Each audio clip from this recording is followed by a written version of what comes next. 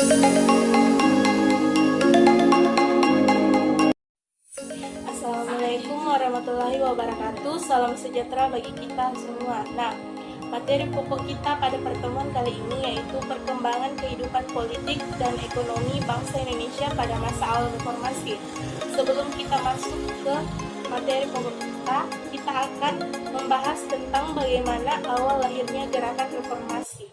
Nah, yang dimana tatanan gerakan reformasi pada mulanya disarankan dari kalangan kampus, yaitu mahasiswa, dosen, maupun rektor. Nah, situasi politik dan ekonomi Indonesia yang demikian terpuruk kemudian mendorong kalangan kampus yang tidak hanya bersuara melalui mimbar di kampus, namun akhirnya mendorong mahasiswa untuk turun ke jalan.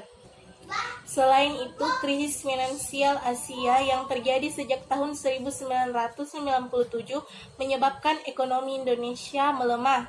Nah, keadaan memburuk. Adanya sistem monopoli di bidang perdagangan, jasa, dan usaha juga pada masa Orde Baru serta terjadinya krisis moneter.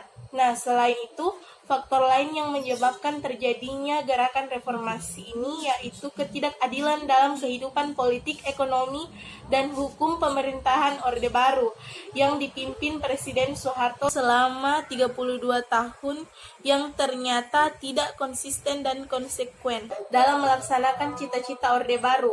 Pada awal lahirnya, tahun 1996, Orde Baru bertekad untuk menata kehidupan bermasyarakat, berbangsa, dan bernegara berdasarkan Pancasila dan Undang-Undang Dasar 1945. Namun, dalam pelaksanaannya, pemerintahan Orde Baru banyak melakukan penyimpangan terhadap nilai-nilai Pancasila dan ketentuan-ketentuan yang tertuang dalam Undang-Undang Dasar 1945 yang sangat merugikan rakyat kecil. Bahkan Pancasila dan Undang-Undang Dasar 1945 hanya dijadikan legitimasi untuk mempertahankan kekuasaan. Kemudian, Ketua MPR atau DPR Harmoko meminta Soeharto untuk mengundurkan diri pada hari Jumat tanggal 20 Mei 1998 atau DPR atau MPR akan terpaksa memilih presiden baru. Bersamaan dengan itu, 11 Menteri Kabinet Pembangunan, 7 mengundurkan diri. Kemudian, pada pukul 9 waktu Indonesia Barat, Presiden Soeharto membacakan pernyataan pengunduran dirinya. Nah, Soeharto mengundurkan diri dari jabatan presiden yang telah dipegangnya selama 32 tahun. Beliau mengucapkan terima kasih dan memohon maaf kepada seluruh rakyat Indonesia. Soeharto juga kemudian digantikan oleh B.J. Habibie. Sejak saat itu berakhirlah era Orde Baru dan Indonesia memasuki sebuah era baru yang kemudian dikenal sebagai masa reformasi. Kemudian kita masuk kepada pembahasan materi pokok kita, yaitu perkembangan kehidupan politik dan ekonomi bangsa Indonesia pada masa reformasi.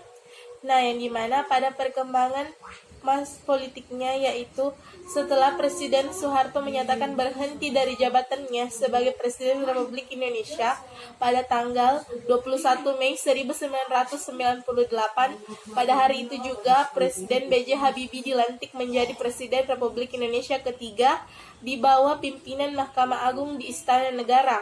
Meskipun banyak menerima tekanan dari berbagai sisi, pemerintahan pada zaman B.J. Habibie dinilai begitu baik, yang dimana perkembangan politik pasca reformasinya yaitu rakyat dibebaskan dalam berpendapat, antusiasme dan partisipasi masyarakat dalam bidang politik semakin tinggi. Nah, salah satunya dalam pembentukan partai-partai baru, adanya perbaikan dalam hak asasi manusia atau HAM yang sebelumnya banyak dilanggar pada masa Orde Baru. Keadilan dalam masyarakat semakin terasa dan menyeluruh. Sebagai contoh, etnis Cina atau Tionghoa memiliki kedudukan dan hak yang sama seperti warga negara lainnya. Nah, otonomi daerah juga mulai diterapkan. Hal ini dilakukan agar daerah memiliki kewenangan yang lebih terhadap daerahnya. Kemudian, pelaksanaan pemilu tahun 1999 boleh dikatakan sebagai salah satu hasil terpenting lainnya yang dicapai Habibie pada masa kepresidenannya, yang dimana pemilu pada tahun 1999 adalah penyelenggaraan pemilu multipartai yang dimana diikuti oleh 48 partai politik yang di mana Presiden B.J. Habibie memberikan kebebasan berpolitik dengan dilakukannya pencabutan pembatasan partai politik. Kemudian, perkembangan kehidupan ekonomi bangsa Indonesia pada masa awal reformasi yang di mana kebijakan ekonomi Presiden B.J. Habibie dilakukan dengan mengikuti saran-saran dari Dana Moneter Internasional yang dimodifikasi dengan mempertimbangkan kondisi perekonomian Indonesia yang semakin memburuk.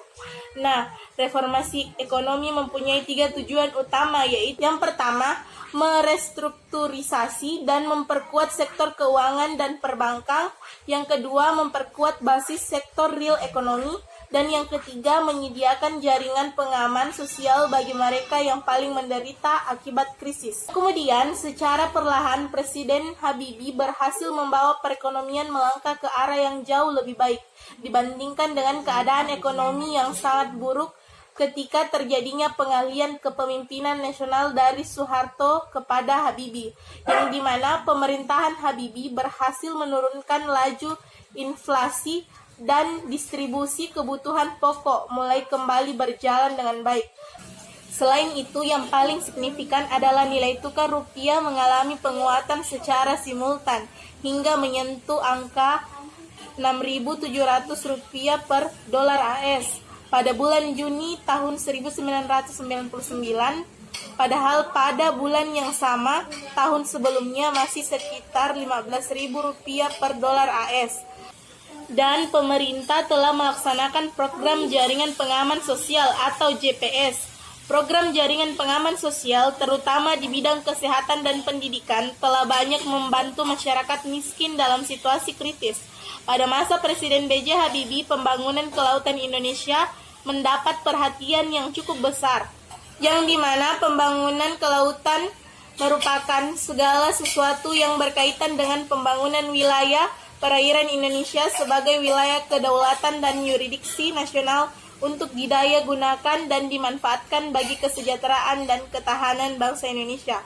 Demikian materi yang saya sampaikan, sekian dan terima kasih.